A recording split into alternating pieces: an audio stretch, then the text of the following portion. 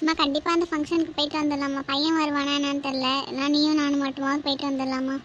சரிங்க அத்தை, கண்டிப்பாக போயிட்டு வரலாங்க அத்தை. அத்தை, அவள் எவ்வளோ மொய் வச்சிருக்கான்னு வர பார்க்கணும் அத்தை. கடைசியாக அவள் தான் பொண்ணு கல்யாணம் பண்ணான். அடுத்து நான் ஒன்றும் பண்ணலை. அப்போ புதுசாக தான் திரும்ப வைக்கிற மாதிரி இருக்கும்னு நினைக்கிறேன். என்னன்னு தெரில, அவர்கிட்ட கேட்டு ஒரு 1000 ரூபாவது வைக்கலாமான்னு கேட்கணும் அத்தை. எப்படி இருந்தாலும் செஞ்சால் திரும்ப நமக்கு செய்ய தான் போகிறாங்க. ஆமாம் ஆமாம் ஆமாம், ஒரு 1000 ரூபாவது வச்சு விட்டுரு பையன்கிட்ட கேட்டு. ஏன்னா அடுத்து நம்ம பேத்திக்கு எப்படியும் கல்யாணம் பண்ணுவோம், அப்போ அவள் திரும்ப செஞ்சிருவான். சரிங்க அத்தை. சரிம்மா வாமா, கொஞ்ச நேரம் வெளில போய் உட்காந்துருக்கலாம், அவங்க வர டைம் ஆயிடுச்சுல. சரி சரி, வாங்க அத்தை, வெளில போகலாம். இங்கே வந்தேன், அப்படியே உங்ககிட்ட பேசிட்டே இருந்துட்டேன். சரிம்மா சரி. அம்மா வாமா வாங்க, எல்லாம் எப்படி இருக்கீங்க 2 பேரும்? வாங்க வாங்க. ஐயோ இவ்வளோ நாள் நிம்மதியாக இருந்தால் இவ இல்லாமல் திரும்ப வந்துட்டாலா, இதோட இவ தொல்லை தாங்க முடியாது. அம்மா தனியாக இருப்பாங்க, அம்மாக்கு அந்த வேலை செய்யும் இந்த வேலை செய்யும், நம்ம வேலையை எடுப்போம்.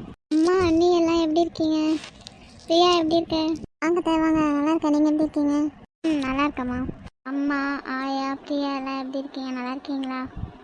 நாங்கள் நல்லா இருக்கோம், நீங்கள் எப்படி இருக்கீங்க? நல்லா இருக்கம்மா. நீ எப்படி இருக்க? என்னம்மா, அத்தை வீட்டில் இருந்ததுலாம் போதுமா உனக்கு? போதுமா, அதுவே அத்தை இருந்து போன்னு தான் சொன்னாங்க. நான் தான் சரி நீங்கள் தனியாக இருப்பீங்களேன்னு வந்தேன். ஆமாம், நீ இன்னும் ஒரு வாரம் இருந்து போனால் கேட்க மாட்டா. இல்லை அத்தை அம்மா அங்கே தனியாக தான் இருப்பாங்க, நான் அம்மா கூட போய் ஹெல்ப் பண்ணுறேன்னு சொல்லிட்டு வந்தா. நீ இவ்வளோ நாள் நான் நிம்மதியாக இருந்தேன், இதோட அந்த பெட்டுக்கு வர அடிச்சுக்கிறோமா, நான் படுக்கிறேன் நீ படுக்கிறேன்ட்டு. ஐயோ இதோட இவத்தெல்லாம் தாங்க முடியாது. இவளை எப்போ தான் கல்யாணம் பண்ணி அனுப்புவாங்கன்னு தெரியலை. அண்ணன் எங்கே போயிருக்காங்க? அவங்க ஒரு வேலையாக வெளில போயிருந்தாங்கம்மா. சரி, அப்படியே வரும்போது உங்களை கூப்பிட்டு வருவாங்கன்னு பார்த்தேன். அப்போ நீங்கள் எப்படி வந்தீங்க? நீ நாங்கள் இறங்கணும், அப்புறம் ஆட்டோ வந்துச்சு. சரி அப்புறம் எதுக்கு அண்ணனுக்கு வர கால் பண்ணிவிட்டு நம்ம ஆட்டோலேயே போயிடலான்னு சொல்லிட்டு வந்துட்டாங்க அண்ணி. ஓ அப்படியா, சரிம்மா, சரி உள்ளே வாங்க போகலாம். அண்ணி இந்தாங்க, நீ பசங்களுக்கு பழம்லாம் வாங்கிட்டு வந்திருக்கேன்.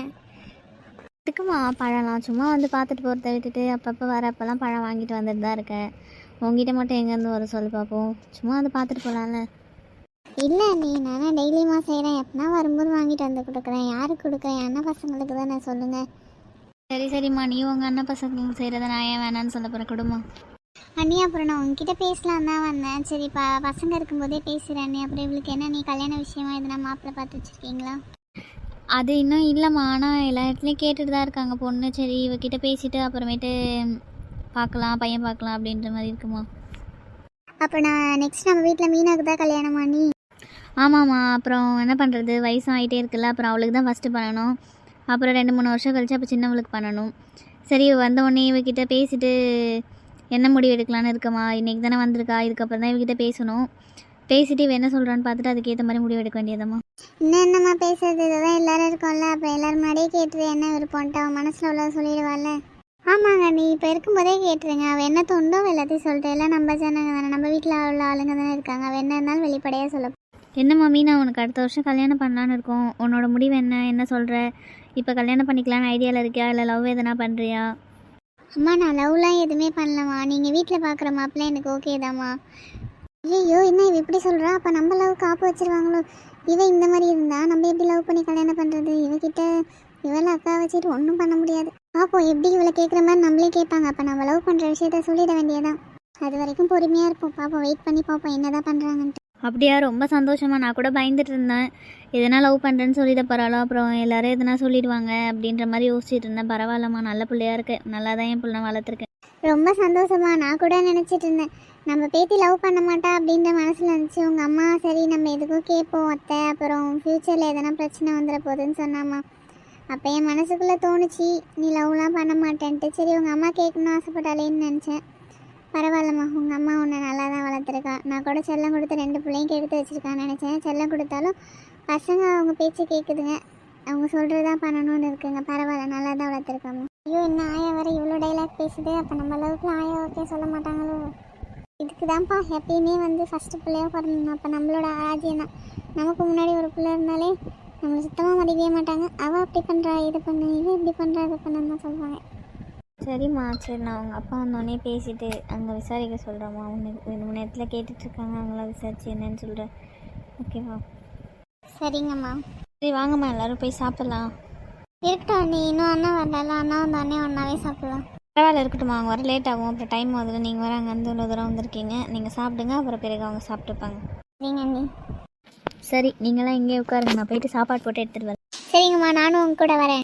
ஐயோ பரவாயில்ல, இருக்கட்டும்மா, நீ இப்போ தான் வந்திருக்க, நான் பார்த்துக்கிறேன், ஒன்றும் பிரச்சனை இல்லை. அப்புறம் வேணா நீ பார்த்துக்கோ. வந்ததும் வராதம்மா எடுத்து வைக்கலான்னு கேட்குறா. இவ புள்ள பின்னாடி தான் உன்னை நிற்கிதே. இப்போ கூட ஒரு வார்த்தை கூட நான் வரமா கூடன்னு என்ன சொல்லுதா பாரு. ஏன் நீங்கள் 2 பேரும் சாப்பிடலையா? இல்லை நான் அப்புறமேட்டு அப்பா வந்து பிறகு சாப்பிட்டுக்கிறேன். நீ பிரியா? நானும் அப்புறமேட்டு சாப்பிட்டுக்கிறேன் இப்போ எனக்கு கொஞ்சம் தலைவலிக்குது, நான் உள்ளே போகிறேன். காலிலேருந்து படுத்தே தானம்மா இருந்தேன், உனக்கு என்ன தலைவலி? ஏன் படுத்திருந்தானா தலைவலிக்காதா என்ன? அது படுத்திருந்தா தலைவலிக்காதா இல்லைம்மா, காலிலேருந்து ஃபோன் ஒன்றா தலை தான் வலிக்கும். சரி நீ என்ன போய் ரெஸ்ட் எடு போ. நான் ஒன்றும் ஃபோன்லாம் பார்க்கல, நான் ஃபோனில் படிச்சுட்டு தான் இருந்தேன். சரியா?